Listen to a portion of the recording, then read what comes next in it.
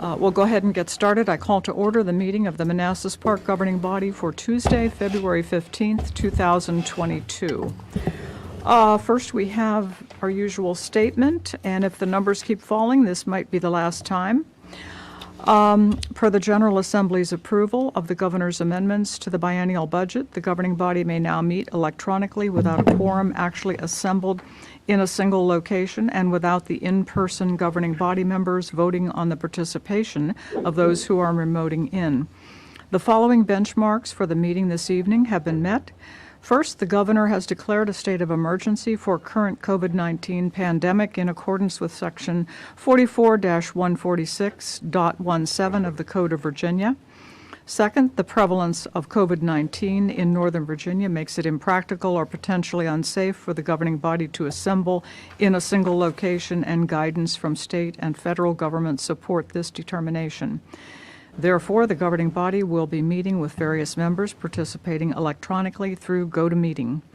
Third, the meeting is to discuss or transact the business statutorily required or necessary to continue operations of the governing body. Fourth, the governing body may make available a recording or the governing body will make available a recording or transcript of the meeting on its website in accordance with Section 2.2-3707 of the Code of Virginia. Fifth, the notice has been and will continue to be provided to the public using available methods. Lastly, we have made and will continue to make arrangements for public access through electronic means, including the ability to comment. Participating electronically are Councilmember Hasib Javed and Councilmember Darrell Moore. Those participating in person are Councilmember Yessi Amaya, Councilmember Laura Hampton, Councilmember Alana Mensing, Vice Mayor Preston Banks, and Mayor Jeanette Rischel. Okay, next we have an agenda before us. Per City Manager, there is no closed session. Okay.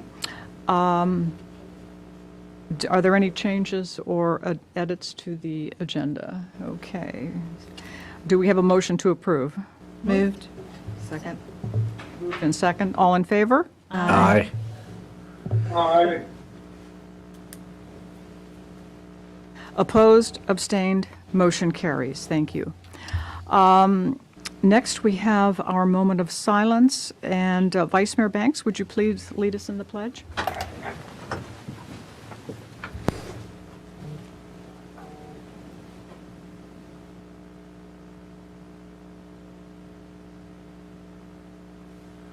Pledge allegiance to the flag of the United States of America and to the republic for which it stands, one nation, under God, indivisible, with liberty and justice for all.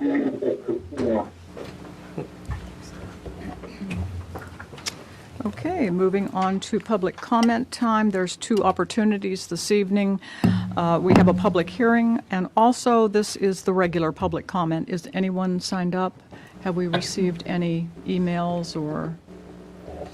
Okay. Anyone who is not signed up but who would still like to make public comment? Seeing no one and hearing no one, we will move on to the public hearing. 4A is a public hearing regarding Comp Plan Amendment Urban Development Area Designation. I declare the public hearing open.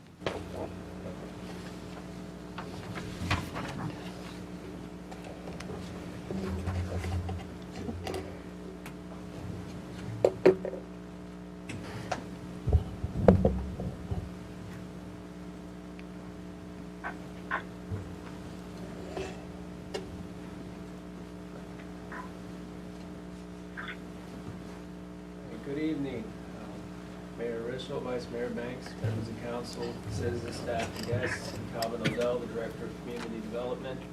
Before you tonight, we have a public hearing for Comprehensive Plan Amendment number 2202, an Urban Development Area Designation. Again, this is Comprehensive Plan Amendment CPA number 2202. Is to consider amendments to the Land Use Chapter, the Future Land Use Map, and the Transportation and Mobility Chapter of the City of Manassas Parks Comprehensive Plan, also referred to as the Comp Plan. This will classify the existing City Center Redevelopment District also as an urban development area pursuant to Virginia Code Section 15.2-223.1. A comprehensive plan according to the Virginia Code is to include urban development areas, and an urban development area is defined as an area designated by a locality that is, one, appropriate for higher density development due to its proximity to transportation facilities, the availability of a public or community water and sewer system or developed area, and two, to the extent feasible, to be used for redevelopment or infill development. Any locality can incorporate a UDA into its comp plan. The boundaries must be identified in the comp plan and shown on a future land use maps. And you'd have to re-examine the boundaries every 5 years, which aligns with the standards for reevaluating the comprehensive plan. And it has to incorporate principles such as pedestrian-friendly road design, mixed-use development, connectivity of road and pedestrian networks. Our Chapter 11, our Land Use and Urban Design chapter of our comprehensive plan, classifies all properties in land use categories and identifies desired future land use. The categories include commercial, recreation, public and utilities, private institutions, single and multifamily residential. Chapter 11 also has a future land use map that shows the locations of these designations. And in that Chapter 11, we have 3 redevelopment districts: the Connor Center, the City Center, and the Four Corners District. We also include goals, objectives, and action strategies. The City Center Redevelopment District is identified as a potential UDA. It is a vibrant hub of community and commercial activity, as already described in the Land Use and Urban Design chapter, and as a great place. It's intended to strengthen economic vitality of Manassas Park. Contains mixed-use, transit-oriented development.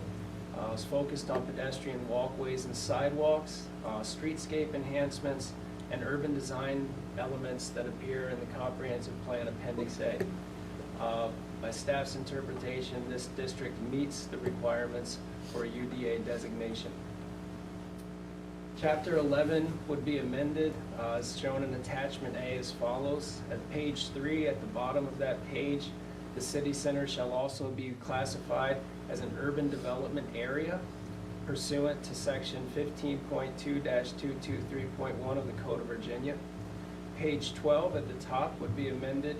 That's Action Strategy 4.6 to read coordinate with the Virginia Office of Intermodal Planning and Investment to update VTrans, the Virginia statewide transportation plan, and establish a locality identified transportation needs for bicycle and pedestrian infrastructure, circulation and access, safety, transit enhancements, and access to locally designated UDAs pursuant to Commonwealth Transportation Board policy.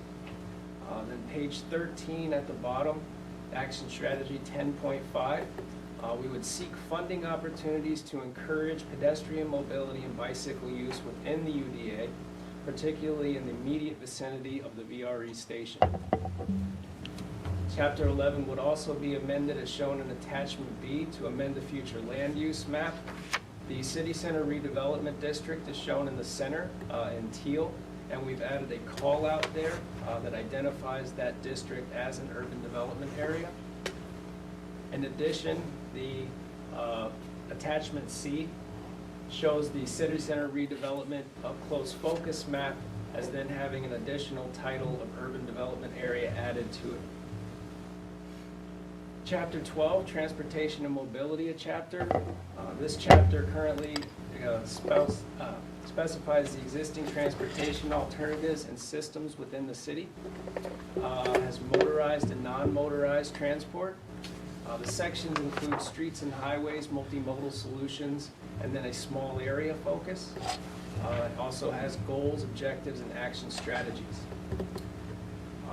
The proposed amendments on page 10, mid-page, as shown in Attachment D.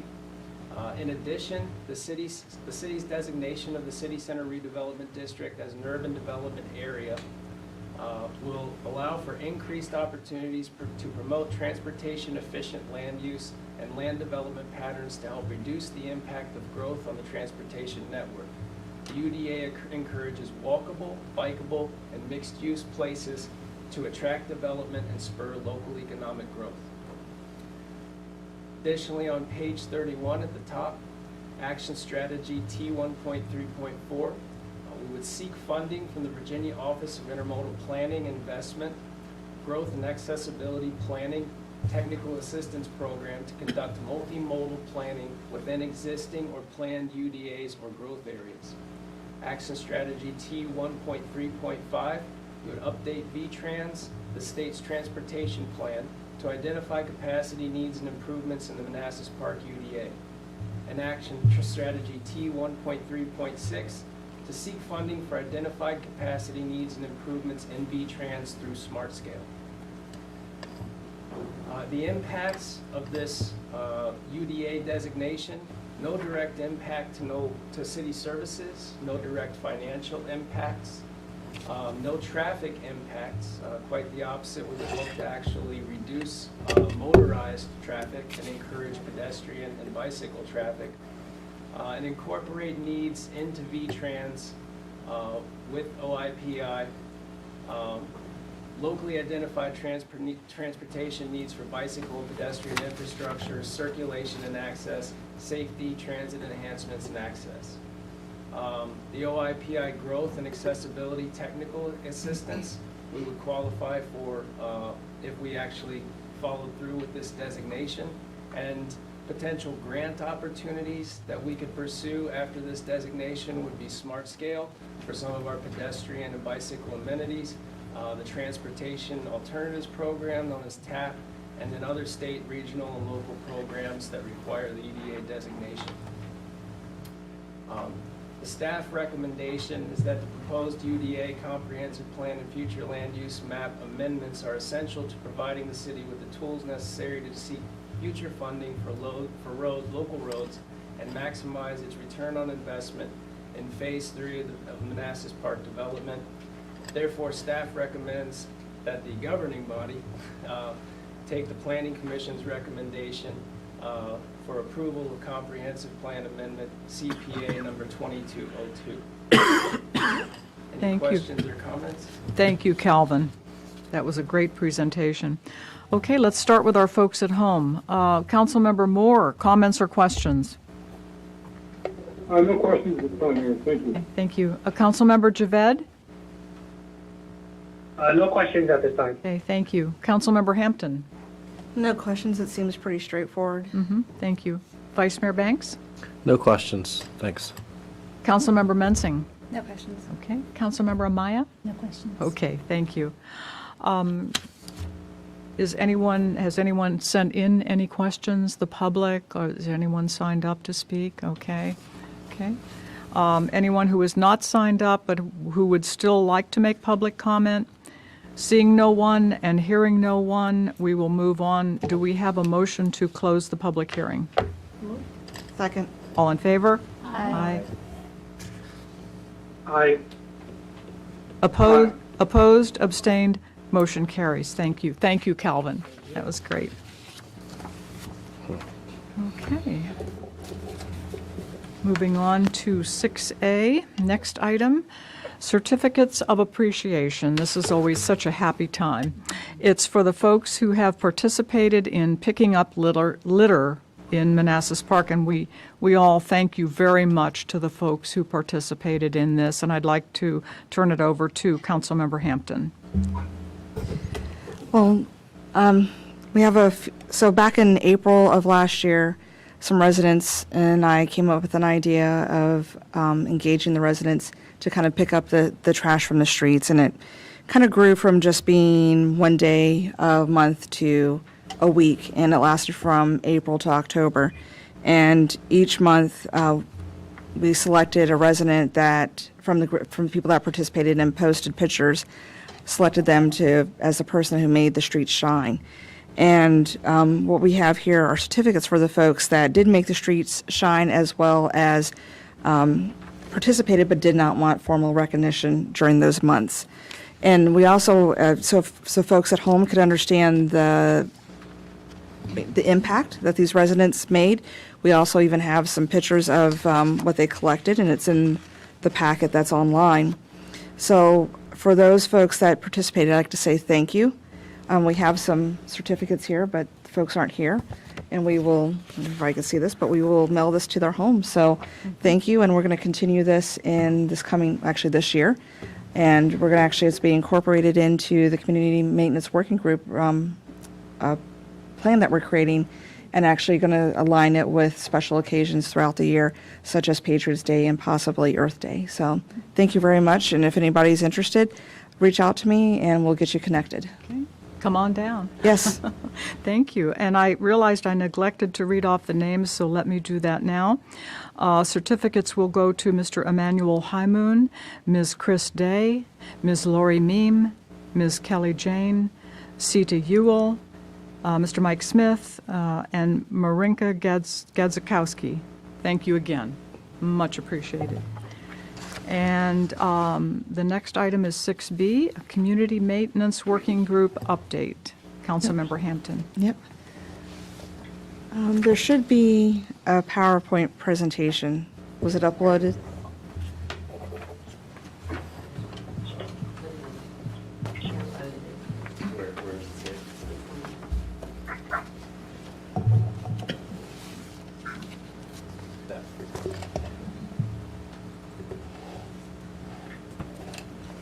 So while they're pulling it up, the long and short of it is we made a lot of progress. Last time we were here, we did the wrap-up of the Winter Lights extravaganza. In that short amount of time, we've actually made a lot of progress on the report, doing a lot of investigation. And also last week, Laszlo, along with some members of Parks and Recreation, were kind enough to join the meeting and to kind of walk us through one of the recommendations that we were thinking about. You can go to the next slide. So this is where we're at. You can see that the first two items are done, and right now we're developing the recommendations, including, like I said, mentioned a little bit ago, doing some research, looking at some other nonprofits out there that other jurisdictions use. You can go to the next one. And since we were last here about a month ago, we've had 2 meetings. We are, like I said, we're building the recommendations, and we'll talk about that in a moment. And once again, I really do like to thank the city manager for Parks and Recreation for researching and debriefing us last Thursday, as well as the upcoming meeting where the housing coordinator and the city manager will be there to kind of talk us through one of our possible recommendations. Can you go to the next slide? So we've started to build out the plan and started to map out our recommendations to what we are identifying as key issues. And some of the recommendations that we're looking at are litter abatement programs, one of which we just talked about a few moments ago, as well as looking at a national one. I believe it's called Keep America Beautiful, where people can, remember back in the day, Adopt a Street, that program. Also looking at code education, maybe possibly a Do You Know campaign, so that to kind of help prevent people from accidentally causing code violations. I think that's a lot of, based on the conversation that we've had with Laszlo last week, that's I think a lot of the root of the issue. Resident Pride programs, the Winter Light extravaganza that we talked about last time, as well as the one that we're thinking about doing for Halloween, because there's a number of houses that go not overboard, but go all out for decorating for Halloween as they do for Christmas, or I should say the holidays. A community garden, and we're looking at veteran housing programs. Possibly programs where you have veterans that they don't have the means and their house needs to be refitted because they're, now disabled or on a strict budget, as well as possibly investigating housing program for veterans that come back wounded in action, and if there's something we can do here in Manassas Park for that. So that's where we stand at the moment, and I think that's pretty much it for right now. And those are upcoming meetings. They're going to be held at the police department in the community room over there. There's a lot of space there. It's actually a nice, beautiful room. And that's it. Any questions?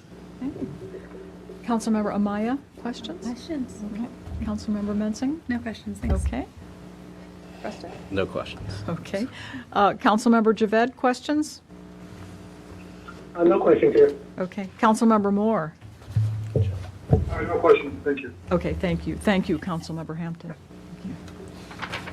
Thank you. Okay.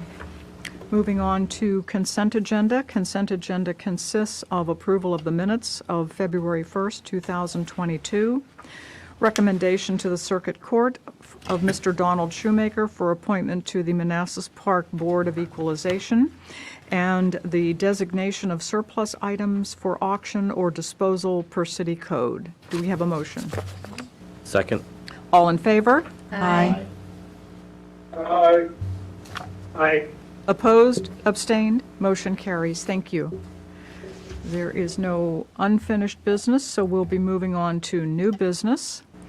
Asphalt Hot Box Recycler Purchase. And Calvin's back up again.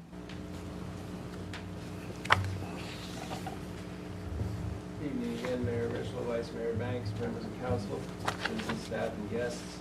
Calvin Odell, Director of Community Development. Before you tonight is a item for purchase that was approved in the CIP for this year, but we've, unfortunately, because of inflation costs, we had actually budgeted this item for this year. By the time we went around to purchase it, it had gotten above our budgeted figure. We put a revised figure in the A2 budget, and by the time we approved the A2 and went to purchase it, we could not get one at that cost either. This is just one of those pieces of equipment that is going to be affected by increases in CPI all around. So we actually reached out to the vendors, said, what can we do? Everything was out of reach that was meeting our specifications. They had smaller pieces of equipment, truck-mounted piece of equipment, which we tried to keep the number of dump trucks that we own down, of course, because of the price. When you're paying $150,000 to $200,000 per dump truck, we don't necessarily want to occupy one with a hot box on it. We want them available for hauling spoils and hauling materials. So there were options that were within the budget, but not that really met our needs. The Richmond Machinery said, we have a model that we use for demonstration. We can offer you that at a 25%, actually a 25.4% discount. It was the model we specified and then some, so it's actually got a couple more bells and whistles on it than we had originally went out looking for. This is a $42,000, almost $43,000 piece of equipment, brand new. They're offering it to us at $31,900, and we've been reassured that the 2-year warranty starts when we buy it, so we'll be covered by a 2-year warranty from Richmond Machinery. So staff's recommendation is, because this falls within our revised A2 budget, that we go ahead and make the purchase. We feel as though this was gently used for demonstration purposes. There are photos, I hope, in your packet. You can see that where the hot asphalt comes out the chute, there's some peeling red paint and things like that, but in general, the unit is in fine working condition, and it would probably look like that after we used it 1 or 2 times anyways. So staff's recommendation is that we go ahead. We probably wouldn't say this if we didn't have a warranty on the equipment, but we feel pretty good that we'll use it more than they ever used it in the first year, and that we'll get a good lifespan out of it. Okay, thank you, Calvin. For the folks at home, they may be wondering how used is used. Do you have an idea of how much it has been used? And so what Richmond Machinery does is, when someone is interested in a hot box or any piece of equipment, they'll keep a model on the yard down there that they can actually do demonstrations with, show people the advantages of the equipment, how it operates. So, it's hard to say if it's been demonstrated 4 times or 10 times, but it's probably not an everyday thing. Not that many people are looking for hot boxes, primarily jurisdictions and paving companies. We didn't get a specific number of how often the equipment was used. We just know who used it. It was used by Richmond Machinery for demo purposes. It is 2 years old, so in 2 years they probably could have demoed this thing a dozen to 24 times probably to potential buyers, but for an asphalt company or a jurisdiction that does a lot of paving, this is something that would pretty much be on the streets every day. So when I say gently used, in comparison to someone that would be buying this equipment to use it every day, this is very gently used. So. Okay, thank you, Calvin. Councilmember Moore, questions? I have no questions, but it looks like a great deal for the city. Okay, thank you. Councilmember Javed? No questions. Okay, thank you. Councilmember Hampton? I have one quick question. How old is our current hot box? We don't have one. That's always been an issue, especially lately. If you've noticed, a lot of the water break patches we've put down have been coming up. Yeah. It's especially an issue with cold patch. When you buy cold patch, and you try to use it in cold weather, it's often very clumped together. This hot box works with both hot patch and cold patch. It heats the material, makes it more liquid, makes it bond together better. So it has great advantages in the wintertime of taking cold material, making it more liquid, making it more easy to use, making it adhere to itself better. And then in the summertime, instead of having to clean out cold patch from a truck or clean out hot patch, you can reheat it and reuse the material. Hot patch is not reusable without a hot box. Cold patch needs to be heated in the wintertime to work properly. And in general, in the summertime, if you heat cold patch, it sticks a little bit better to itself, takes out the clumps, and you get a better patch job. So and it'll, in addition to it being a good price, it'll actually save us some money kind of long term as well. And some of these patches water breaks we fixed this winter, we've already gone back out and cold patch twice. And hopefully with hot cold patch going in, we don't have to go back and revisit them until we can go back and hot patch them in the spring when the plants open back up. Okay, thank you. Vice Mayor Banks? Hey, Calvin, will the asphalt hot box be able to, I know it fills potholes, but will it be able to fill alligator cracks and No, seal them? filling cracks is more something you would do with like a non-aggregate fill material, pure tar or something like that, an actual sealant material. Anything with aggregate is not going to get down into the cracks. Both cold patch and hot patch have half-inch, roughly sized aggregate material in them. So it wouldn't be for crack filling. It would be for pothole patching, brake repair patching. Do we have any equipment, or is there equipment available that we can get to deal with the alligator cracks? Alligator cracking is almost getting to the point where you're better off resurfacing. Wow. Linear cracks, longitudinal cracks, those clearly, if they can be addressed, you can stop water infiltration and buy yourself time before you get to the point of alligator cracking. But once you're to the point of alligator cracking, the moisture infiltration is so substantial that you're probably better off resurfacing than trying to seal that large of an area. Okay. But yeah, longitudinal and transverse cracking is where you usually see sealing efforts made. That can be done sometimes without a machine at all, just with hand and brush. Okay. Sealing cracks. And my final question is, with this asphalt hot box, we're able to, fill potholes throughout the city Right. on our own. Yeah, you can put cold patch in it. It will turn the cold patch into a better material. You don't have to continually open up bag after bag after bag for a job. You can just fire it up when you're ready for it on the job. You pull the trailer over, it's got a chute, dumps it right out into the area you need it. Hot patch, as to where normally we would be discarding hot patch that we didn't use. Hot patch can be reheated and then used later on that day, a few days later. So instead of constantly throwing away chilled down hot patch, you can actually reheat it and reuse it. We use a stamper to level it? Yeah, well, a roller. Roller. Yeah, vibratory roller. Okay, thanks. Councilmember Hampton? Mensing? I'm sorry, Councilmember Mensing. No questions. Councilmember Amaya? No questions. Okay. Thank you, Calvin.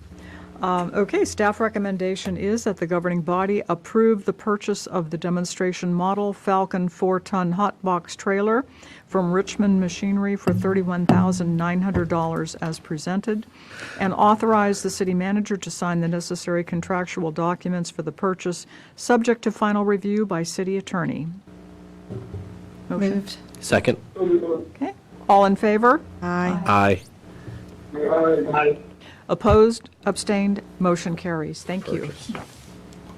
Okay. 9B is Rosebud and Golf Court Cul-de-sac Island update. Okay, back in September 7th, we presented an issue, fire trucks and apparatus were having difficulty getting around some of the curved islands that are installed in Bloom's Crossing, particularly Golf Court and Rosebud Court. The question was brought up back then if the HOA was going to maintain them because they weren't being properly maintained, they were overgrown. The HOA said, no, these are in the public right-of-way, we're not going to maintain these. So the city staff was asked to get a cost for maintenance. Hold the X up at the top. Once you click on the X, there we go. The city staff was asked to get a cost for maintenance. We went out to our mowing vendor and got quotes from WeWork on what it would take annually to maintain these two islands. WeWork provided a quote in total, $28.83 and 84 cents per year. I noticed during this quote, they were looking at just spring visit and fall visit. Golf court, that would be fine. It's a fully landscaped and planted island. It doesn't have, it's all mulch and plantings. So going out there once a year and trimming things back in the spring, then going back out in the fall and pruning would be sufficient. However, on Rosebud, there's actually grass under the trees. That would have to be maintained. So you have to add staff estimate about another $650 a year to that. The cost of staff going in and removing these and then having a contractor repave these areas comes out to $17,907. So if we remove these, we would pay for that in the maintenance costs in around 5 years, just that 5 years. So that's the decision we have before you tonight. We did conduct a survey. We sent the survey out to all the residents. We got responses back. They were pretty mixed. Some of the respondents gave their address, so we were able to identify specifically which island they may be referring to. Some of the residents did not tell us exactly where they lived. So the survey results should have been included in your agenda package. 7 of the total survey respondents wanted to keep the islands planted with curb and gutter islands, and then 5 said demo. So out of the 12 respondents, it was pretty split, 7 and 5. 7 to keep, 5 to demo. If I can just make a point too, it was pointed out correctly by the mayor that the survey question didn't include the fire code noncompliance. Had we included that, maybe some of the people may have switched to a no vote had that been included. So that was some missing piece of the survey. Yeah.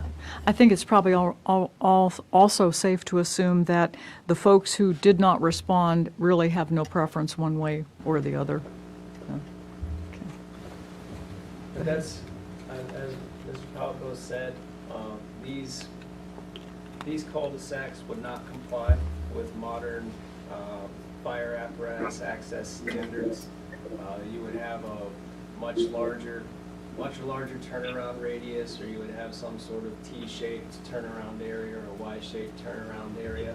So it's not too surprising that large apparatus have difficulty getting around these, and especially when residents start parking along the street next to these islands, that makes it almost impossible for even normal vehicles to traverse. So staff, we would recommend, because it is a cost neutral issue, after 5 years of paying maintenance costs, removing them has paid for itself.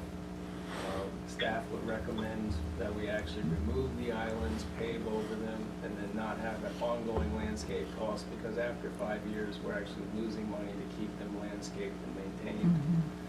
We probably wouldn't have to resurface those areas for hopefully 15 to 20 years. So we didn't really take a look too far down the road at resurfacing costs, because we look at every street for resurfacing eventually, so. Okay. Thank you, Calvin. Thank you for the recommendation to remove. My personal view is that we have a responsibility to bring these cul-de-sacs into alignment with the fire code standards, so thank you.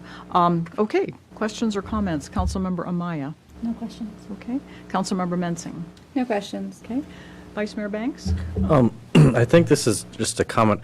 I think this is, you made some good points, Calvin, so thank you. Despite the survey results, I think safety is first, as you mentioned. And, you know, in the event that a fire or an emergency breaks out, in where these islands are, you know, our first responders need to get there. So I'm putting safety first, and I've seen this firsthand living in the apartment complex where the fire trucks did have difficulty getting in the roads because it's very tight, and it does cause a delay, and every second matters in an emergency. So I'm going to put safety first here. Okay. Councilmember Hampton. My question is actually for the city manager. Do we remember how much the cost was to repair the fire trucks when they have damage and they have to go up on the island? And When they sustain damage, you probably know it through Tommy, those are the most expensive That's a good point. vehicles to repair in our city. Oh, yeah. I'm not sure about the existing engine. We did have a passing discussion in the fire department the other day about the cost of the Quint tires. The frequency that you replace those. I want to say each individual tire, hundreds of dollars. Yeah. Size, and so you spend some real money if you start rubbing those kind of tires up against curbs. And, you know, they're in a hurry. They're not Right. paying attention to what the tires are running over. That's not the job. The job Right. is to get in there efficiently and quickly and people. pay for the tires later. Absolutely. So, Absolutely. It is quite expensive. I know that there's no such thing as a big truck tire that really is less than $200. I think the Quint tires were eyeing about $500 a piece for replacement, so. And I'm sure it's probably like a 4x4 where you just can't replace one, you have to replace them all at the same time. You don't want to replace one side or the other. You want to replace them, keep the tread even, keep the tread height even. So it's expensive. Okay, thank you. Do you have a follow-up? Nope, that was Okay, it. Thank you. Councilmember Javed.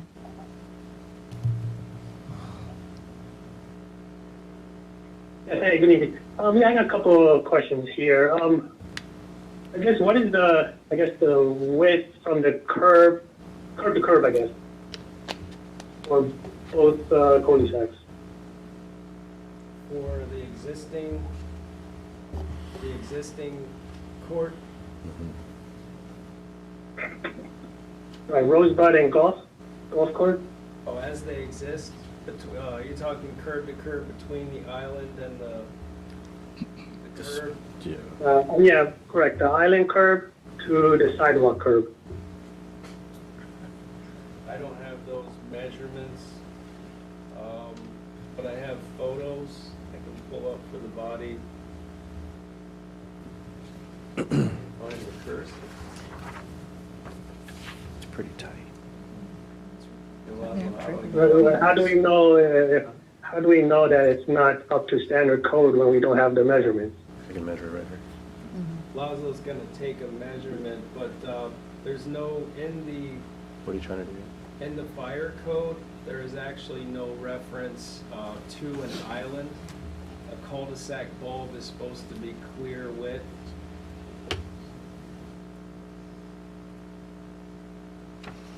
I think.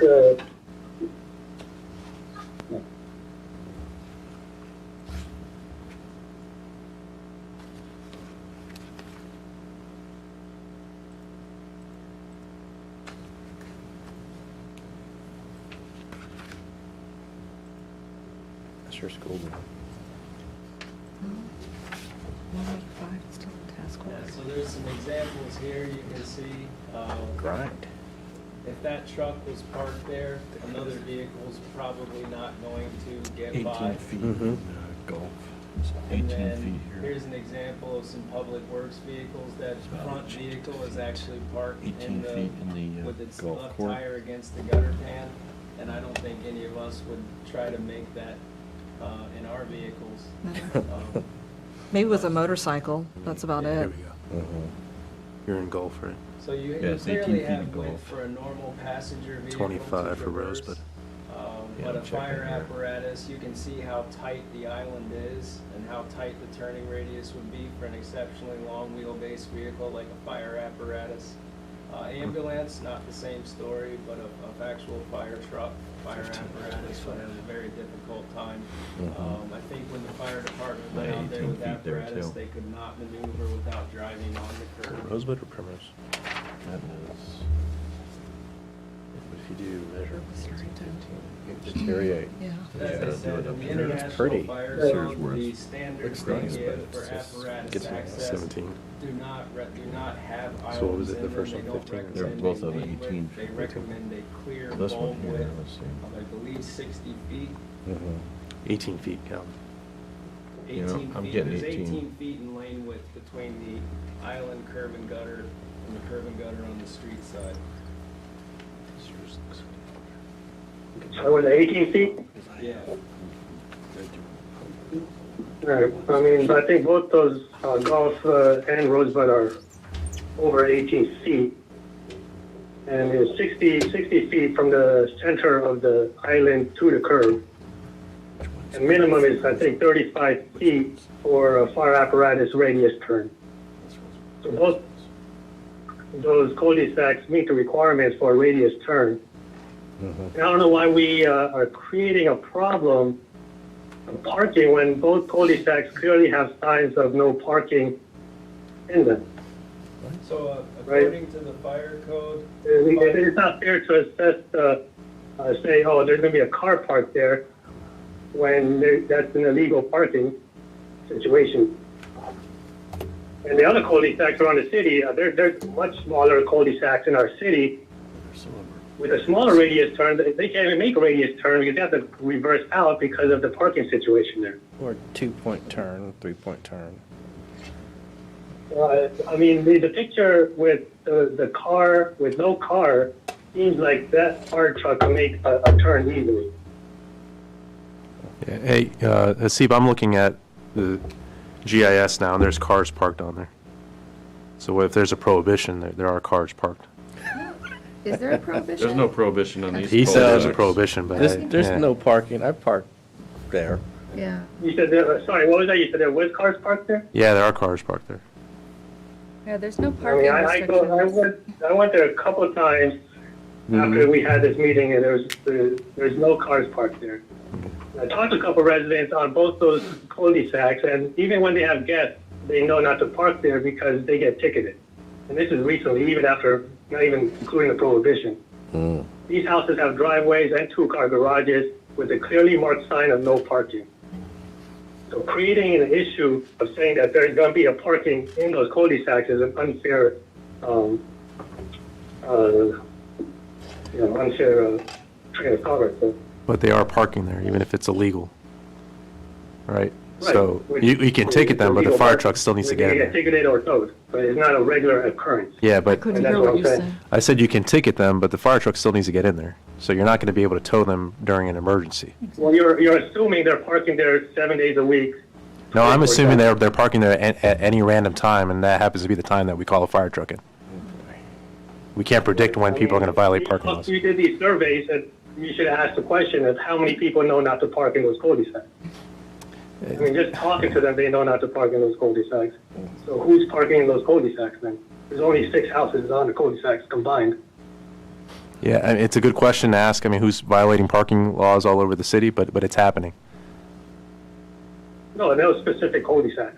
Those 6 Again, I'm houses. looking at the GIS, and there's cars right there. No, they're not to park in those cul-de-sacs. I don't think anybody from across the city can drive all the way down here to park in the legal no parking zone. I don't think on that golf cul-de-sac. court is illegal.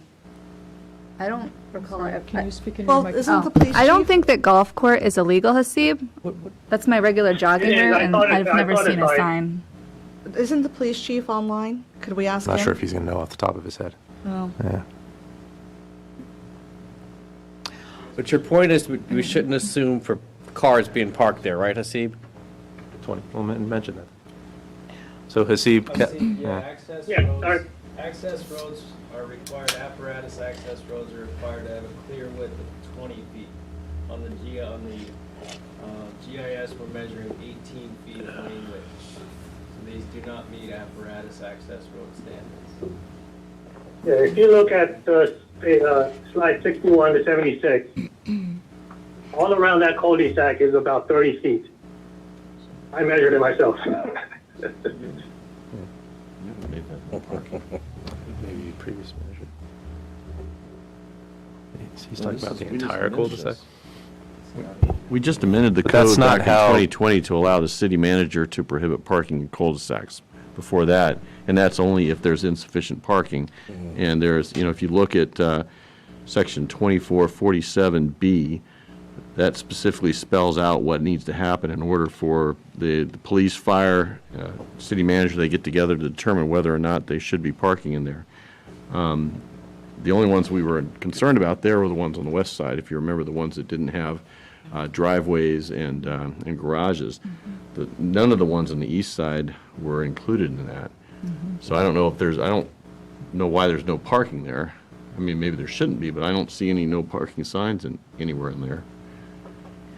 Well, and even Well, if there is, I have a picture of the no parking sign. But again, I don't know if you guys just heard Calvin or not. The radius requirement is 20 feet right. for the fire trucks. What's that? The lane width. The lane width requirement is 20 feet, but it's only 18 feet, so it doesn't matter if there's Or any you're car going to drive parked a there. fire truck through there. You drive it up on the island and you Correct. break the tires. Yeah. There you And- go. And Well, What they've been having and to hurt the do. alignment. Even in the trees are hanging over there as well, so. Yeah. Yeah, it's assuming there's a car in the way. No, And I- this is not assuming a Any car. driver, you can even ask Chief Soper here. The way they drive to emergency, they're hitting curbs left and right. Now, a slope curb on these islands that's less than 2 inches, gonna tear an apparatus fire truck. I mean, come on, that's just stretching it, guys. Again, this was the fire department that It seems brought like this we're to doing us. unfair assessment, making an issue out of something where we're trying not to cover the cost for the maintenance. or Well, something let's like put that. it in another point of view. This was not So let be me, brought forward to us by the fire department. Hasib, can we put this in another point of Yes, view? it was brought to It us was brought by the previously. fire department. Okay, we can't all talk at once. Councilmember Hampton wants to say something to you, Hasib. So is it also, at the same time, is it fair that the rest of the citizens who don't live anywhere near there have to pay that fee every month, or well, not every month, but every year, to maintain in those two areas? That is still creating a problem anyway. Right. So not only they have to pay to maintain that, every time the fire truck has to go over there and, as the mayor said, puts the truck out of alignment, we have to replace tires, the rest of the city has to pay for it as well. And I would add to that, on a practical note, Calvin, do you think that the maintenance would be subject to long-term inflation? Of course. Yeah. Our contract as exists is 2% increase, and I think annual increase that they're entitled to, and I think they're kicking themselves for that right now, because gasoline costs alone for their equipment is going to kill them in 20 years. Excuse me, Mayor. Could we go back to the picture where it shows the gentleman standing there and there's no cars around and you can actually see the gutter of the, I guess that's what you call it, the gutter of the island? Yeah. I think it's 1 or 2 back. Keep going. Keep going. Going. We saw it before. And so if you, there you go. So if you all see, we're also actually going to have to maintain, we're also looking at having to maintain the actual concrete. You see how it's cracking? Yeah. Yeah, that's not sloped like the other one either. Yeah. So again, just, It's alligatoring. can I just clarify too, that this was brought to my attention a few years ago by Chief Soper, who wanted something done, and we just had a million things going on. We finally hired a transportation program manager. He meets with all the departments, and this is something that the fire department said, hey, we've been asking for these to be removed for a long time. So Steve does the analysis. So it was the fire department that brought this to our attention a long time ago. Right. And we finally- And yeah. they're the only 2 cul-de-sacs in the city that have something in the center that would require maintenance, is that correct? No, there's one more on Rosebud as well, right? In- Rosebud? Oh, on Manassas Drive? I mean, Primrose or whichever one this one is not, either Primrose or Rosebud. Just two. There's only two, right? I don't think there's an island on Primrose. I think it's a clear bowl. It looks like an If island. you look at it, Just it looks like an island. Rosebud and Golf. Yeah, right. And Calvin, where is the bulk of the lawn care taking place anyway? Let me ask the fire department about that one. I'm sorry, can you please say that again? Yeah, I was saying, where is the bulk of the lawn care being taking place? Under the current contract, What part of the city has the more lawn to take care of? It's on the right of way, Along these phrases. like cutting grass, so it's just the right of way. It's along the street. it's right, edges of right of way, throughout the city, side of the streets. That's hard to, And specifically, okay, let's say that specifically east or the old side of Manassas or the new side of Manassas, which has more lawn to take care of? probably the east side, definitely. The west side is primarily, it's Right, sidewalk up so to the to property. Councilmember Hampton's point of view here, I mean, the bulk of the lawn care is on this side anyway. So the other part of the city is still paying the cost for lawn care for this side of the city. So I mean, that argument is not valid in my opinion. Well, actually it is, The Hasib. city should not be paying for two cul-de-sacs. Excuse me, when Hasib. Indeed, they're paying for Hasib, you've all of got, the lawn care in that side of the city. Hasib, you've got not jurisdictions, but two neighborhoods in which this issue resides, and that the rest of the city has to pay for. The rest of the mowing has to do with right-of-ways, which, by the way, the west side is still has to pay for it, and we actually have to go out and mow our own right-of-ways. Exactly. The city doesn't come out and mow in front of the public space in front of my house or my neighbor's house. Yep. Do you have any more follow-up questions, Councilmember Javed? So I was breaking up Councilmember Hampton's, if you can say that one more time again, sorry. Can you say it again? Sure. What I said is that these two roundabouts, these garden roundabouts, only apply to two neighborhoods on the east side. So there's that issue. The other issue is regarding maintaining the right-of-ways. The bulk of it is on the east side, but keep in mind on the west side, we have no one to maintain it. The residents have to maintain it. So the land that's in front of the public land that's in front of our houses, we're the ones out there mowing it, and we're the ones out there shoveling the ice and the snow. Exactly. That's true on the west side. Which, So there's a side of the, so there are, People's lawns? there's a group of the city that gets taxed, maybe not dollar-wise, but gets taxed double to maintain the right-of-ways. I mean, I have no comment for that. I don't know what your, Major roads, but are there any minor roads? what that has to do with anything about, That's the difference. comment from earlier. About people paying, wanting to pay for the maintenance on this side of the town, but The roads, it's either Manassas Because or- most of the maintenance is on the east side that the city has to do. Councilmember Javed?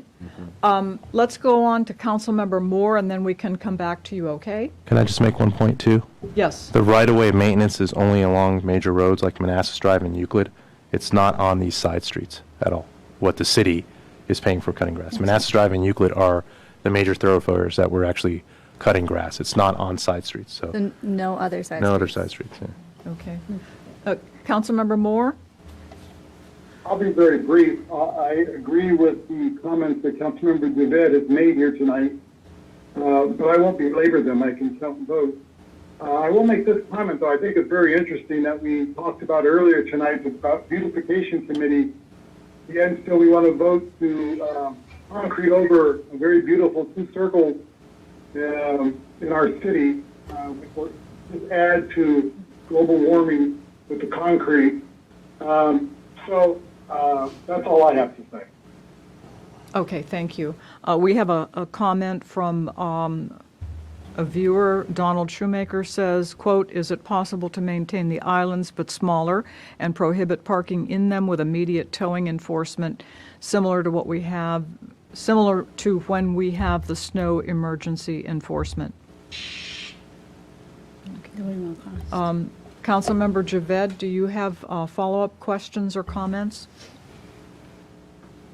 I mean, my last piece is going to be, you tell me one cul-de-sac where our fire truck can make a regular turn in our city, right? I think out of all the cul-de-sacs we have, these two are probably going to be the easiest for them. Even if you take a look at it just visually.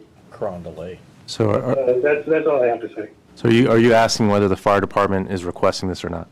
Do they believe it's important for their operations? Oh, I mean, you said a couple of years ago they came to you. More than 2 years ago, yeah. To remove this, that may be the case, but recently, HOA decided not to take care of it.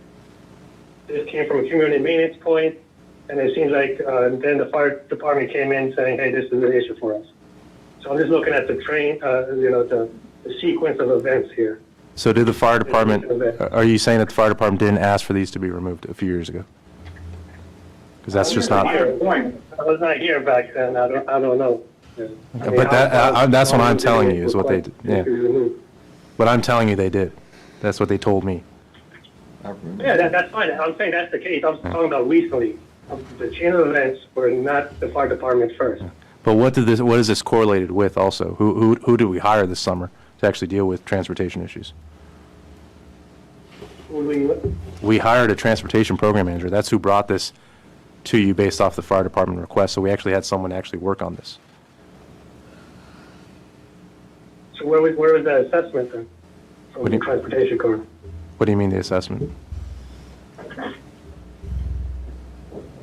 Your transportation planner, you said this was brought to your table to remove these. Yes. Yeah, the fire department brought this to After his the table. fact that after the fact that HOA said we're not maintaining it. So you're saying that's what drove the fire department to say to remove it? So can you speak up a little bit, it's hard to understand. Which happened first, the HOA saying that they're not going to maintain it anymore, or Chief Soper coming to you? Chief Soper coming to me. Yeah. I was there. From my perspective, I think we need to make the cul-de-sacs as accessible as possible. And whether it's legal or illegal to park there, there's no guarantee that there's not going to be a vehicle parked there when the fire department needs to access that cul-de-sac. I think that's the basic point. We are okay with the other cul-de-sacs where there's illegal parking happening. And Well, everybody at staff was saying that this is a safety issue. Again, we were okay with that. Well, we're constantly trying to stop illegal parking. I mean, that's why we have a parking enforcer now. We're not okay. We are not okay with illegal I don't want to keep parking. going. We could go for a vote. Thank you. Yeah. Okay. Okay, any last comments or questions before we move I on? want to make a last comment. Go ahead. I think, yeah, the other cul-de-sacs have like the parking issue, but they don't have any roundabouts to be maintained. So that's the difference between the east side and the west side. Even if there is a problem with the turning around, there's nothing that we have to maintain on our side, on the west side. But there's also other parts on the east side that have cul-de-sacs that don't have. Exactly. So regardless of, I guess, your all's opinions on the cul-de-sac, I just do want to clarify the fire department's position. They're on the call. If we can turn it over to them. Yes. Yeah. And just for the record. I Just for the record, yeah. Yeah, yeah. So Chief or Robbie?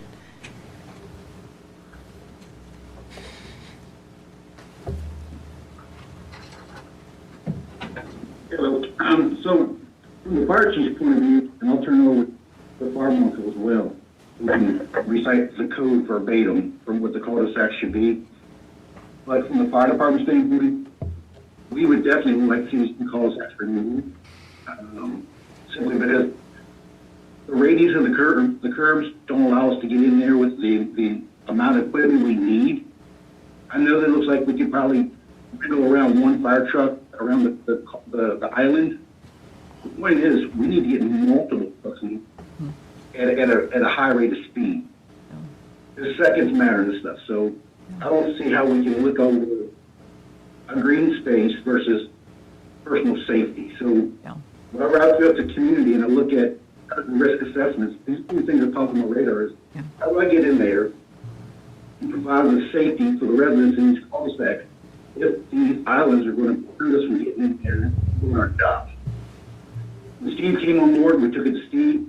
He went over with us. We talked to actually a couple of residents when we were there that day. And they were both people told us. There's people parked here all the time. We went up there between the hours of 9 a.m. and 12, and there's people parked there. So there's people parked there between those hours. I would imagine there's people parked there between 5 p.m. and 5 a.m. So those people in the pipe stems and the end of these islands, we're going to have a hard time getting to their residents with these islands there. So what Vice Mayor Banks said, you can't, there's no substitute for safety. And that's all we're looking at is the safety of our community. Thank I you. do apologize that we're going to remove a little bit of green space, but personal safety comes before anything to me. So Yes. as long as I'm our team, we're going to look out for the safety of our community. And I think that's what the intent of this was about. Yeah. So I'll let the fire marshal talk about some of the code stuff, and he may be able to kind of shed a little light on that stuff to help Councilmember Steve on this one. So I'll leave it at that unless you have questions, but really it's all about safety. And these islands protrude a lot, and they cause a lot of safety issues for us. Yes, and it's our responsibility to assist you in that. Thank you very much, Chief Soper. A lot of people do not realize that multiple vehicles respond to a fire. Yeah. Any last-minute comments? Okay. Okay. The motion is, staff recommended motion that the governing body approve the removal of the islands within Rosebud and golf courts and authorize the city manager to sign the necessary contractual documents for their removal, subject to final city attorney review. Do we have a motion? Moved. Second. All in favor? Aye. Opposed? One opposed. Okay, that was one opposed from Councilmember Javed. Okay, abstain. I beg your pardon? One abstention. And an abstention from Councilmember Moore. Okay, motion passes. Thank you. Thank you. Okay, city manager report, police department, second quarter update. You all should have a copy of this in front of you.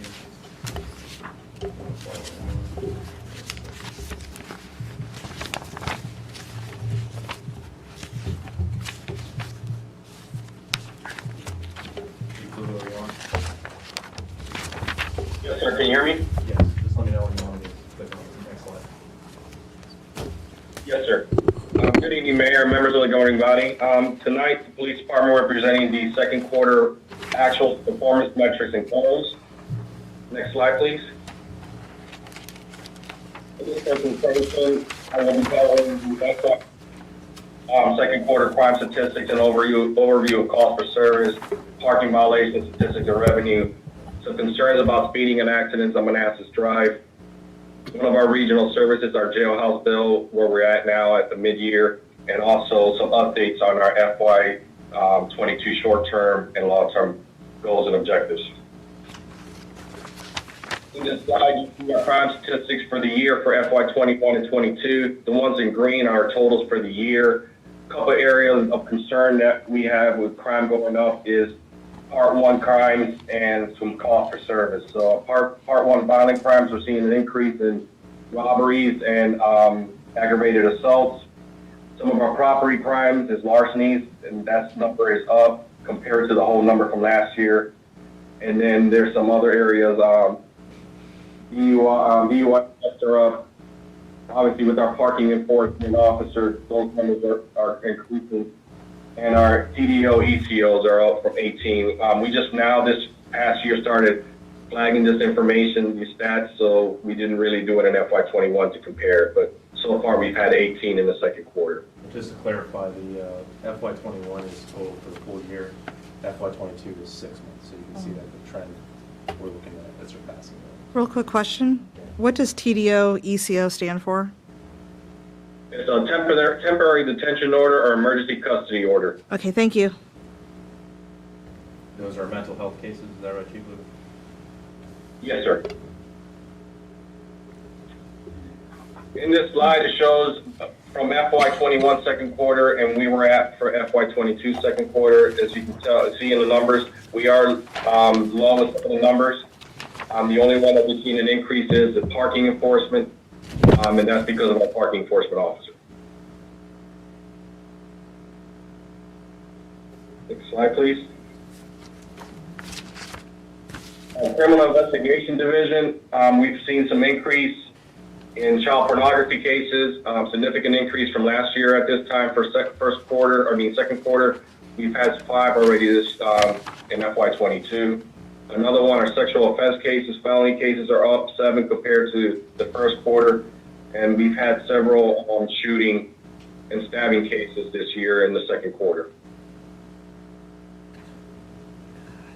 Next slide, please. This is a parking enforcement vehicle. I know a lot of you probably already seen it drive around the city. I want to just show you one more time on this presentation. Next slide, please. In this slide, we're talking about our second quarter parking violation statistics. It shows our collection rate, how many are outstanding, how many are 90 days, how many are unpaid, and what we did for warnings, how many were contested, and our collection rate so far is 212,000. You can see FY21 here, that's the total year, 307,000. 22 is half the year, so we're already almost there, 2/3 of the way compared to last year. This is the graph that shows the enforcement in FY22. As you can tell, we've been all over the city and doing the parking enforcement. And in the next slide, it will show you what enforcement we did on FY21 in the second quarter. So we're being consistent across the city in terms of enforcement of parking.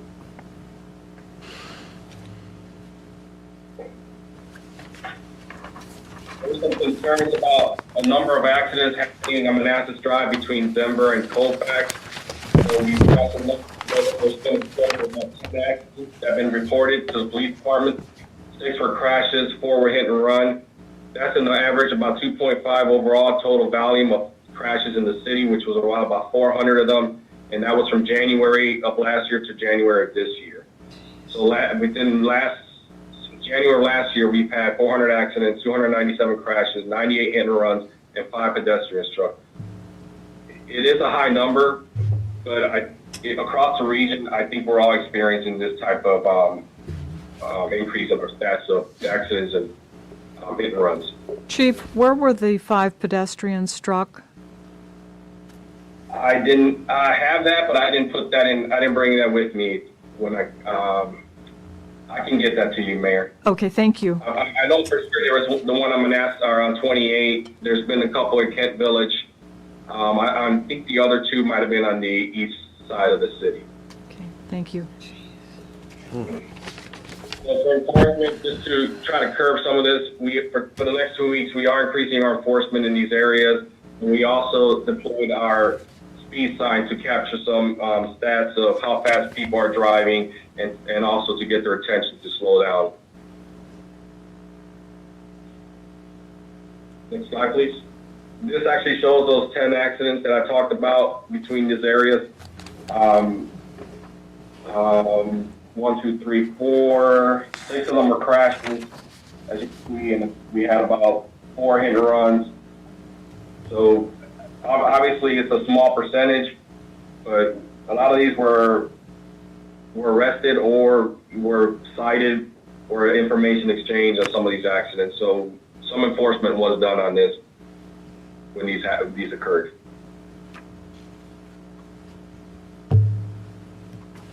This is our jailhouse bill that we pay for anybody that we take into custody and is remanded to the jail. We're on track for FY22. Last year we came in under, but I think this year we should come closer to the budget at $500,000.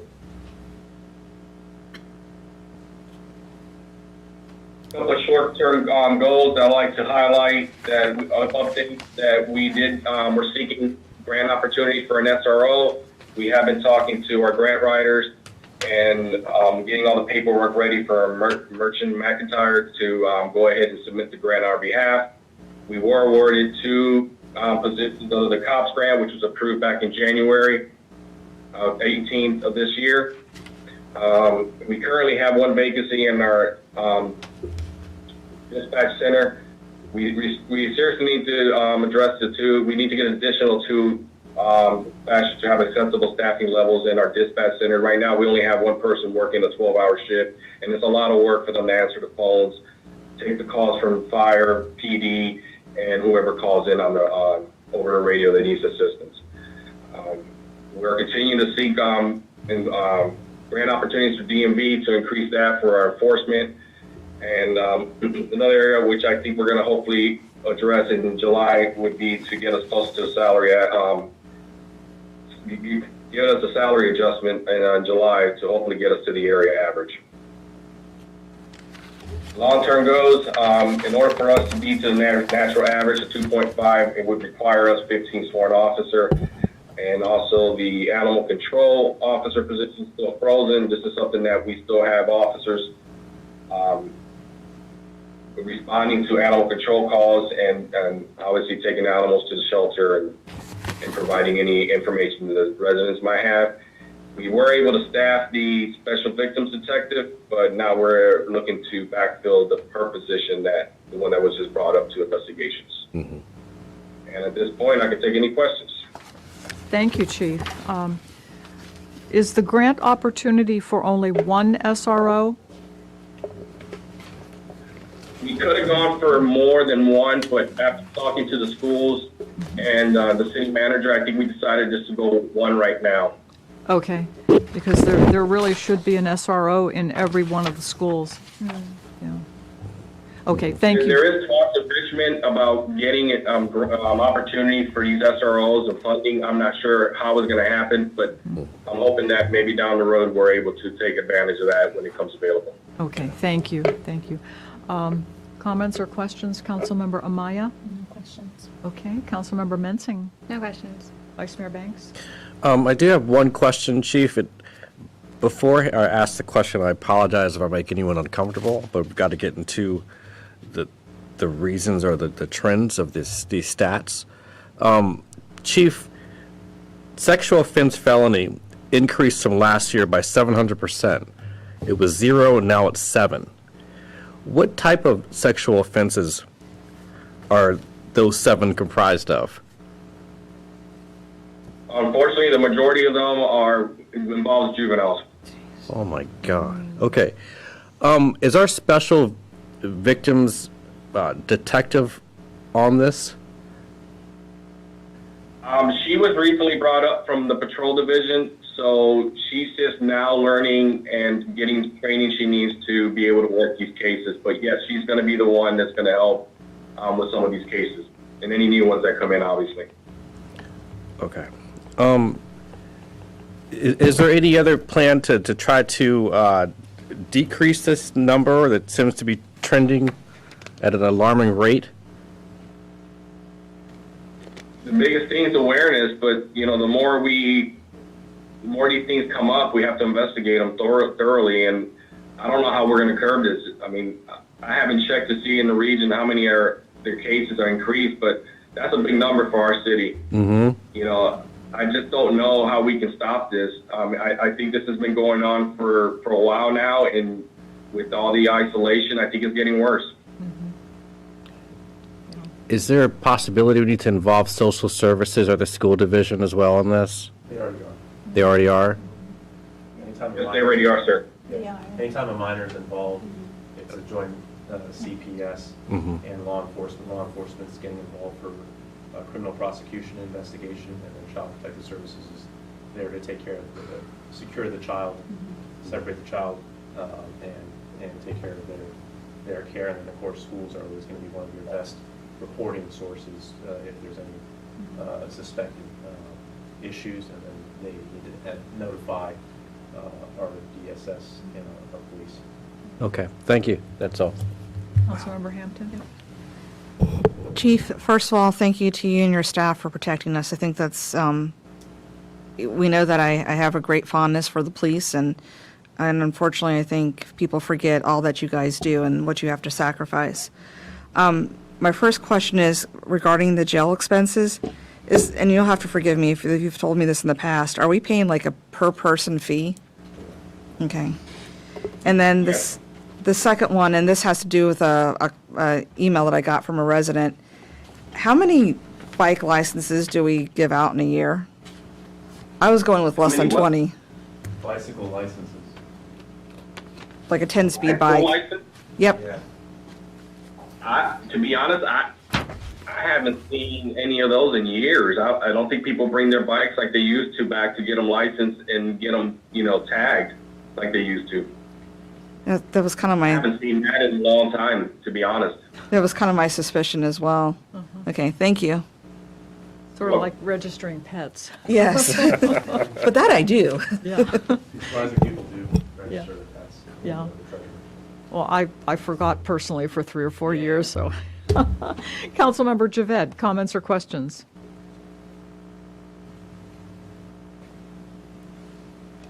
Hey, good evening, Chief. Thank you for presentation. Let me ask you a question about how robust is your cyber crimes division? Like, do we have one? Or We do not, sir.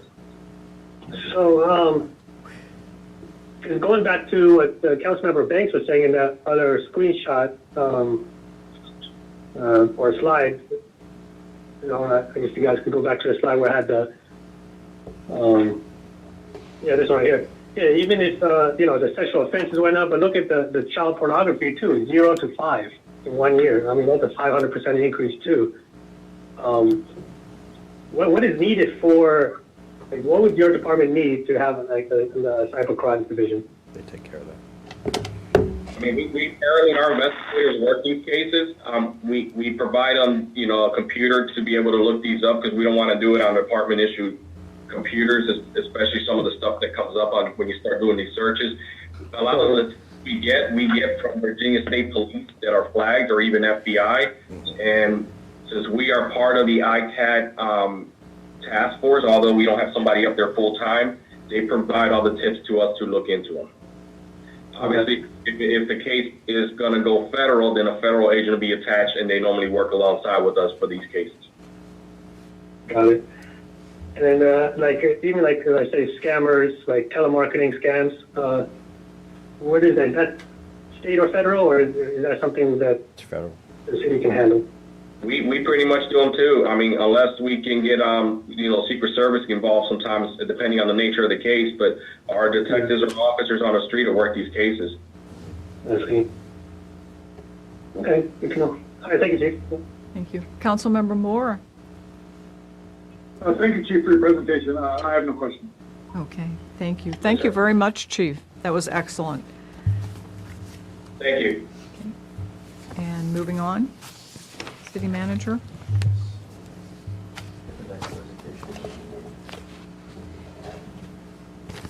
We have an update also from the community development department.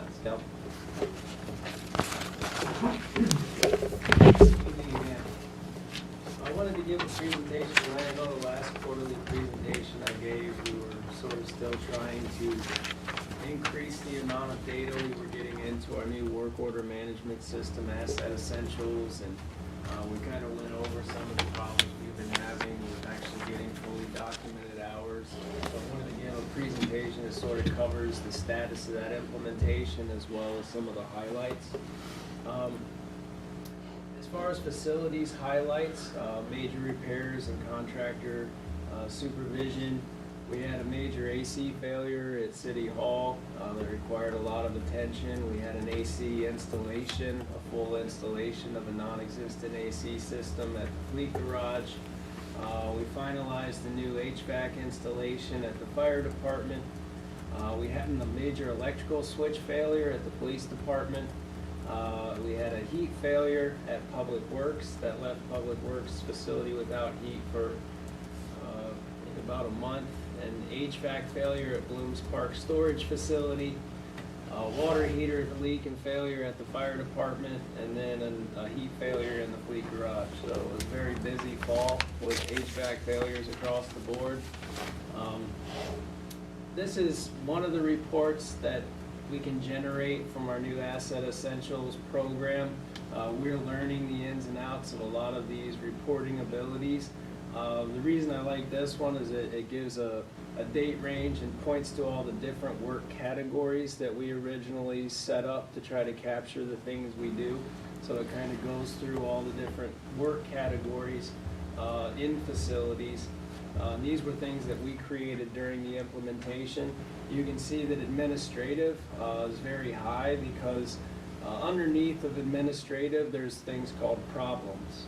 And that's where you would see all the different problems. Those don't come out in the report, but contractor supervision being one of those administrative functions, when Kenny has to meet a contractor on site or make calls to contractors, go over bid documents, things like that, that all falls into that administrative category.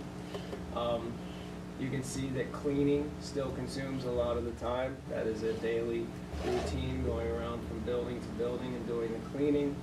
And then a lot of time spent on electrical and HVAC repairs.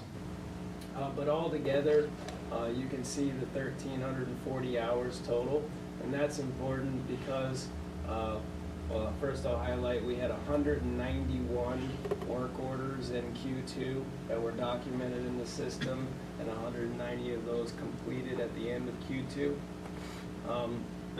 But here's a breakdown by hours in the system, and again, you see that 1,300 hour figure. And why I wanted to look at that is because when you look at the FT equivalents in facilities, you've got 2 full-time staff and a part-timer, so you've got 2.5 staff. So if we maxed out the hours we would expect to see documented in the system in a quarter, we'd be looking to see approximately 1,300 hours.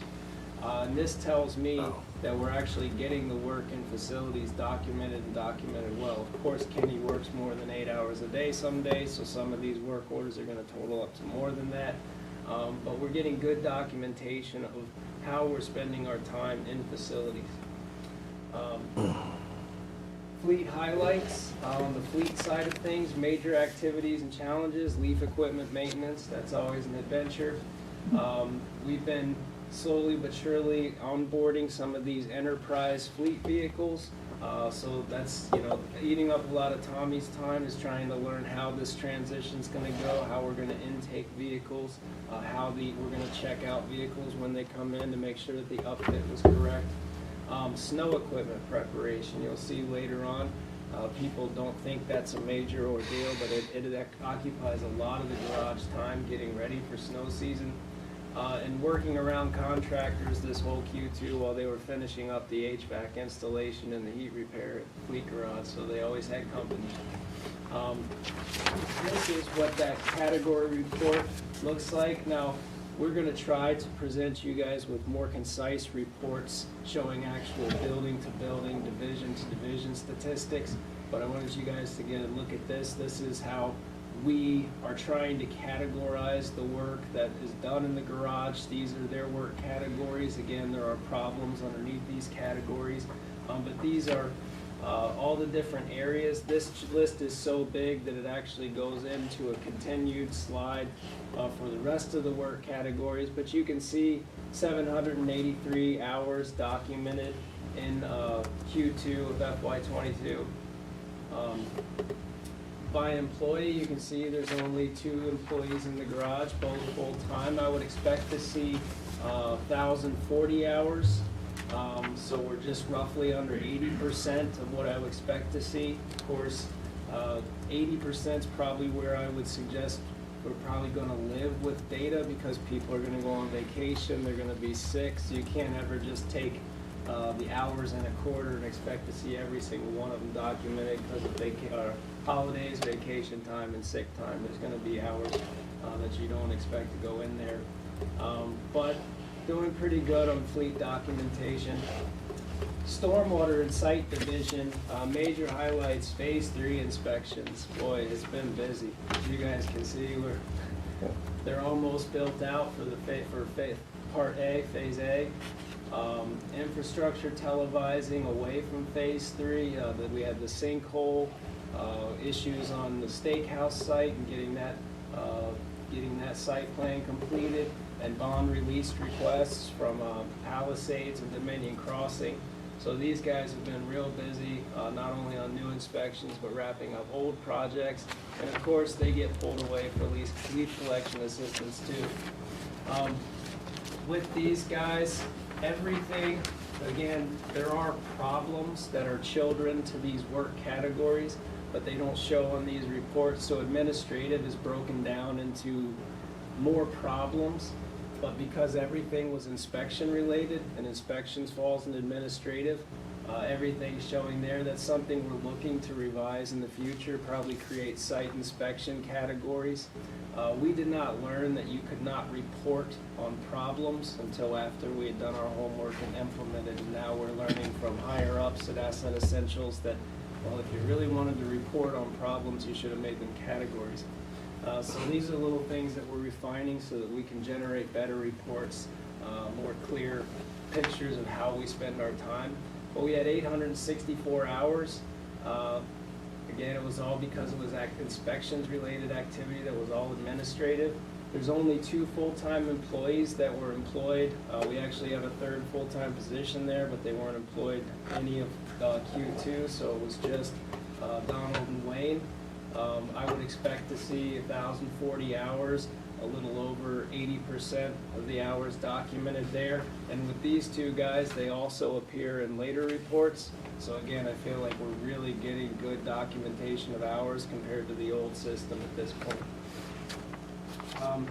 Streets highlights, leaf collection, of course, you know, Q2, that's what we do every time we get a nice day.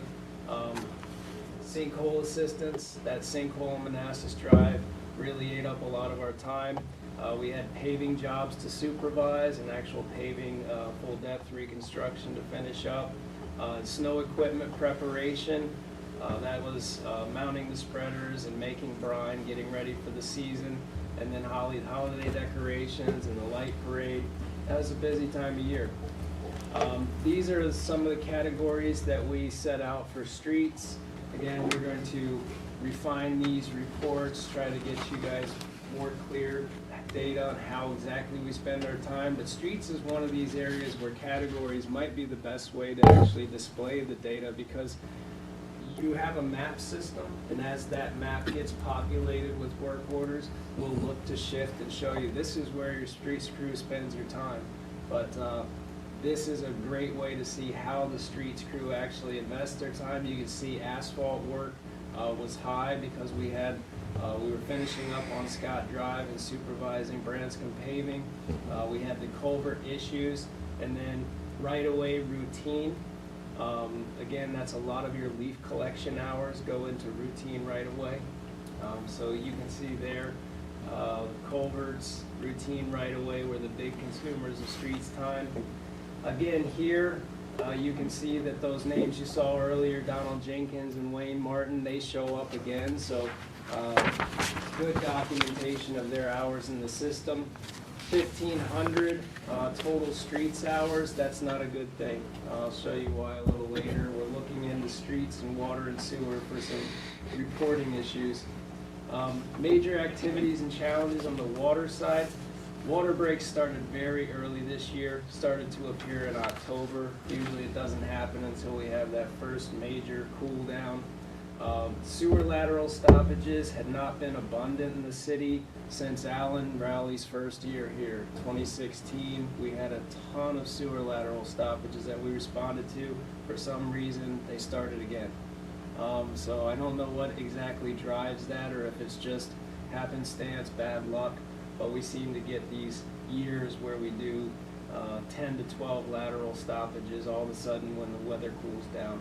A lot of grease. We need to look at revisiting citizens and restaurants with our fog policy, our fats, oils, and grease policy, because most of the time when we go out to clean laterals, we're always blowing out big chunks of grease because people are putting stuff down the drain that belongs in the trash can. So meter repair and replacement has been a big time consumer. We could talk about that, but you guys know we have a plan in place to do a citywide meter replacement. Our meters are getting aged and we're starting to replace a lot of meters. Water quality testing was completed. We actually finished up the last of the water quality testing in January, but most of it took place in Q2. Crew were pulled to various fires, such as the sinkhole, the Phase 3 site coordination. We had some major water line issues here with the Phase 3 site. And of course, we have to supervise and help traffic control and all those resurfacing activities. Water and sewer by category. Again, this is another place where we'd like to show you guys the maps eventually, get you actual visuals of where we spend our time. But this is how we laid out those categories, and we think this is probably one of the bigger problems we're facing with our work order management software. Water and sewer and streets are a combination of locations and assets. And some of the times you're picking a location, some of the time you're picking an asset, and we think we're losing some data. We've been advised by Asset Essentials that we want to merge away from location-based, except for in facilities, focus on asset-based. So I'll show you guys in a minute. We don't think that we're capturing a lot of data, at least not the way that these reports generate the data. If you look at water main repair and replace, again, there's problems under there for water breaks, but it all falls into one lump category of water main repair replace when you look at this. So I'd love to show you the time that was documented on water breaks, but all I was going to say is water main repair replace for everything. Total meter replacements or meter-related work orders, you can see that number is 263 total work orders, 261 completed, so a lot of time and effort spent on meters. The big concern here is that we only see 268 hours documented in this report. This was a date range report. You would expect to see a lot more there. And what really throws me is there's your water supervisor. I'm fairly certain that he did more than 1.5 hours of work in Q2.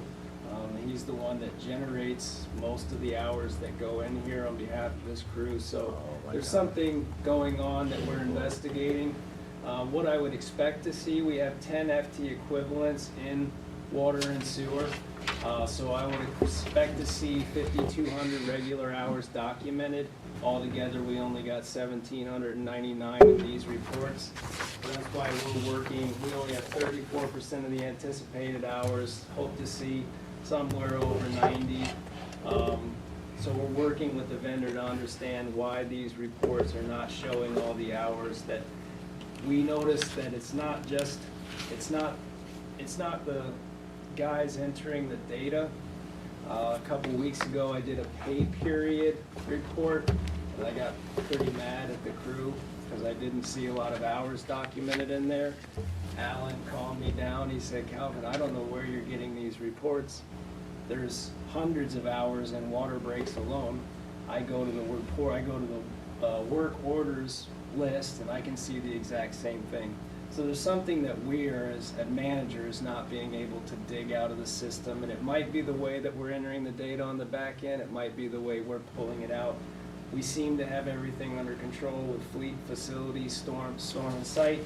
We clearly haven't gotten everything wrapped up in streets and water and sewer, but those were our last two major sites to tackle, and we know we still had some issues there. That's where we want to use the map the most, the GIS feature of Asset Essentials the most. Development services, major activities and challenges. Phase 3 site and building plan review. Of course, Phase 3 has been keeping us very busy. Cookout, unfortunately, they just wanted to do an interior remodel mainly. Got into the building and there was nothing left of the building. So they have completely reconstructed the entire building, but now things are finally moving along. So we work with them as much as possible. It's a bad situation, certainly not their fault. Coordination on the steakhouse, the 8-acre development and Phase 4 rezoning. Seasonal inspection load, as far as building inspections, is a lot higher than we're used to because City Hall, this retail pad over here, the transfer station was still ongoing in Q2, and we still have a really decent load of residential permits throughout the city. We had a new permit technician onboarded, Miriam Bhatnagar. She's working out great. We were able to promote Irasima Avedano to administrative assistant. This is wonderful to have these people helping Mickey out. It's been exhausting for Mickey with all this redevelopment, and she finally feels like she has real assistance in that office, so I'm very happy. Development services statistics, site plans submitted, 2 site plans submitted in Q2, 6 site plans pending. Site plans, we did approve 3 site plans in Q2, and we didn't have any cups, and no cups still pending. Total revenues from these statistics, $6,200. Building permit inspections and statistics. As you can see, not surprisingly, cold weather in December or in November kind of ticked down inspections, and then all of a sudden increased demand for inspections in December. I don't know if people wanted to get things done before the holidays, but boy, we really got nailed in December with inspections. 321 total inspections in Q2. Permit issuance has remained fairly steady. We had a little uptick in November, and then it dropped back down in December, but still 118 permits per quarter is not bad at all. The value of those permits has steadily gone up, reflective of probably some of the commercial permits associated with Phase 3, and also pulling of the first permits for the residential in Phase 3. Zoning reviews were steady, and then all of a sudden they spiked in December.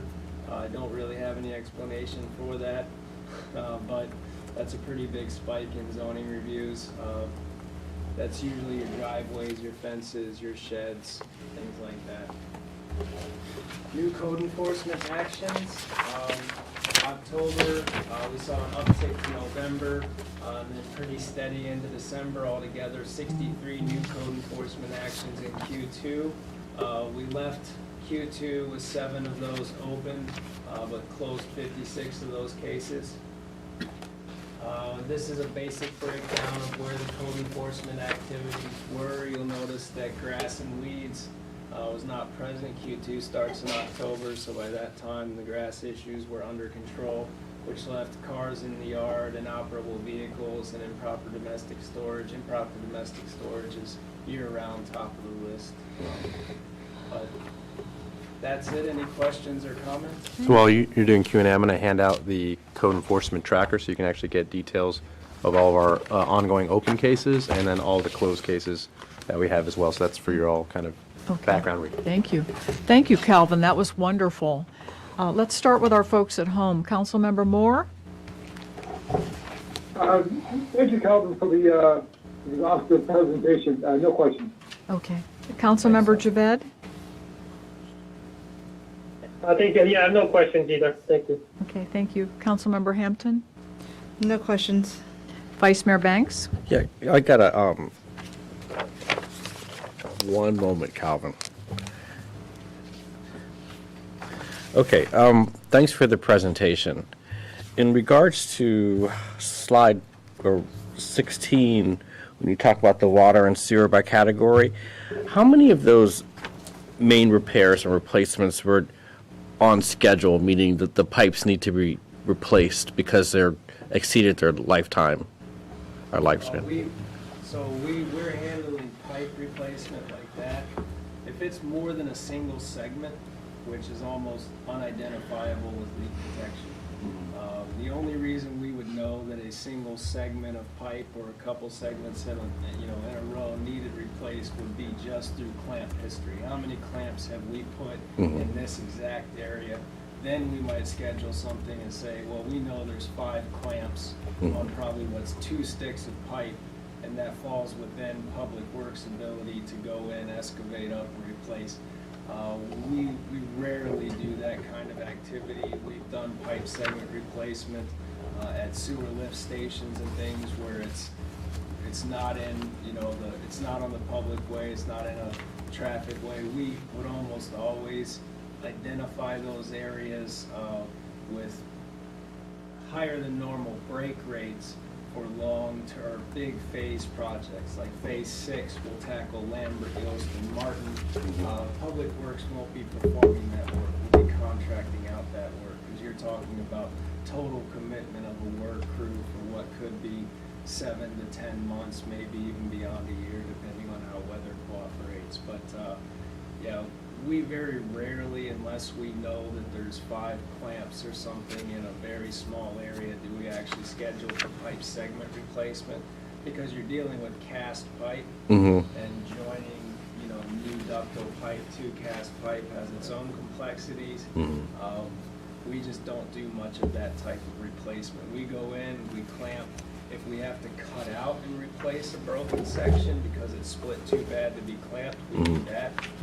That's probably 1 out of every 4 breaks we address. We actually have to do a cut out an entire pipe section and put in a new one. But very rarely, it would be hard to identify what a candidate would be for that type of operation unless you knew, I've got 5 or 6 clamps right here. I got to get rid of this whole pipe section. Okay, I understand. Also, it'll switch to the data. So, how much time is spent in terms of the entering the data, like you mentioned, with your staff, and just being able to print the reports and to collect it? That's been the problem that we're trying to really fix. We had a major issue when we first created our homework, as you know, software companies like to call it. You create your homework. And we looked at water and sewer and streets as sort of location-based. The problem is that when we wanted things in our GIS system and we wanted the guys to be able to use the easy cellular map function where you can create work or quick work orders where with the clicks of a couple buttons you can literally identify the work that you're about to create a work order for. When we started down that road, that has to be asset-based. So we really messed up in that aspect. So we've gone back and we've tried to create everything as an asset in the GIS system to get it pulled down into Asset Essentials so that we can start using that. But ideally, when we're done, anyone in this field can open up a GIS map. It'll know where you are, what pipe segment you're standing on top of. You'll click a couple buttons. The work order will be created. And then all you have to do is go back and put in the hours and the equipment later. We're not there yet. Still mainly being done by supervisors, either at the end of the day or the end of the week. But as you can see, the data entry is getting a lot better, except for on water, sewer, streets, where we have questions about reporting more so than data entry. We're seeing a lot of hours on water breaks that aren't showing on these reports. Right. But the goal is to have it all be GIS based, and that's the functionality of the system that we're really after. We're just working to refine that functionality right now. Okay, so I mean, is this a matter of just a learning curve for staff and supervisors, or is it, you know, you're finding quirks and problems within the system? Remember, we didn't even think we would have the GIS functionality. Right. We sort of fast-tracked the ESRI implementation. That opened up the door to a place where we didn't think we'd be for a couple years with Asset Essentials. Then when we got the ESRI system in place, it all of a sudden made us realize, hey, we can use this map-based functionality. So the problem was, when we started trying to use that map-based functionality, it wasn't there for streets, water, and sewer. The layers weren't pulling in right. We've crossed that hurdle. Now it's just about getting our assets entered in correctly and the quick work orders programmed in so that when the guys are in the field, they can just open up a map. It knows what assets they're near. They click a couple buttons, the work order's generated, and they don't have to sit there in front of a computer a day later or a couple days later and try to remember exactly what was there and what equipment was on site. They can document as they go. Right, and that's their homework. Yeah. Okay, thanks. I'm just trying to make sure this doesn't slow down like the work that needs to be done, or adds additional work, like you mentioned, homework. Right now, it's almost as cumbersome as Manager Plus was for the supervisors. This quick work order system with the GIS layer will hopefully eliminate most of that. Okay. Everything, literally, when I tested the system with the team, The implementation team, you can go stand outside, stand on a water line, open up the GIS map, and it knows that you're standing on that water line. And when you hit create work order, it just gives you a list of what type of work order you want to create, and the work order is created. You can add people to it. It's pretty easy. It's pretty neat. We just had to work through some hurdles to get there. Okay, thanks. That's all. That's neat. That's really neat. Councilmember Mensing? Just a quick question. Is the vendor being responsive in a timely manner to your request for help? We worked really well with the vendors on the GIS issue. Then the holidays hit. They worked with our GIS vendor. We had two vendors sort of working together behind the scenes. They ironed out their issues. Now it's our job to make sure that we've pinpointed all the problems that remain with this GIS functionality and get back to them with all of our asset modifications, because remember, we still have some things in there that are as locations and not assets. So we need to get all of that cleaned up so that we're no longer any sort of hold up to the process. Okay, thanks. With that, I just want to speak to a larger issue. So we're doing a lot of software implementation faster than we wanted to, but remember we received a lot of the federal, like the CARES Act, that really kind of sped up our timeline for doing this. And we're not doing this kind of the ideal way. Ideally, you'd want to have an IT project management team for each software that you're implementing. We don't have that kind of money. So it's just going to be a slow process, and there's a lot to ask for Calvin's staff, Chris, who's managing multiple software implementations at once, along with everything else he does. So it's just going to take us a lot longer than ideally we would want. But we're trying to do this at the lowest cost possible, and trying to get some data. So this is better than we were before. It's just going to take us some time to kind of fully refine it. But we did way too much than we would actually want to do. We want to space this stuff out over multiple years, but we want to save taxpayer money, so we took advantage of the opportunities we had and moved them up quickly. Okay, thanks. Thank you. Councilman, no questions? Okay, thank you very much, Calvin. That was terrific. Okay, we have no closed session. Is there anything else for the good of the city? Okay, do we have a motion to adjourn? Moved. Second. In favor? Aye.